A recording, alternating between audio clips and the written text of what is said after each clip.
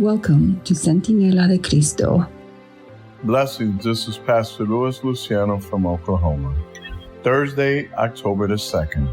Prosperous and successful. Read Joshua chapter 1, verse 7 to 9, together with Genesis chapter 24, verse 40, Isaiah chapter 53, verse 10, and Psalm chapter 1, verses 1, 2, and 3. Based on these texts, what does it mean to be prosperous and successful?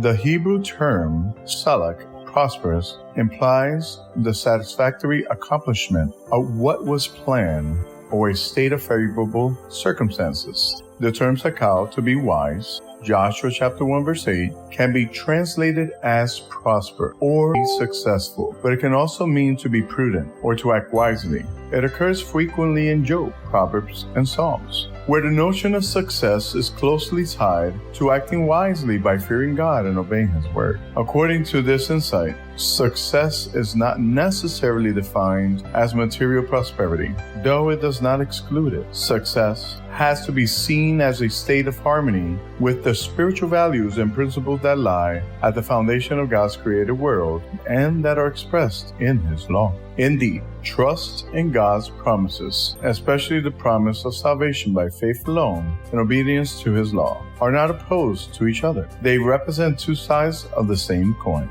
Read Romans chapter 3, verse 31. What does this text say about the relationship between law and faith? To pit faith in the atoning and sacrificial death of Jesus in our behalf against to God's obedience to God's law is to set up false and dangerous dichotomy. Law and grace always goes together. Only superficial understanding of the role of the law can lead to perceiving law and grace as opposites. The writers of the Old Testament had a high regard for the law and considered it a source of delight. Psalms chapter 1 verse 2, Psalm chapter 119 verses 70 to 77 and verse 174. Rightly regarded and used, the law will lead to a deeper understanding of one's own sinfulness. Romans chapter 7 verse 7.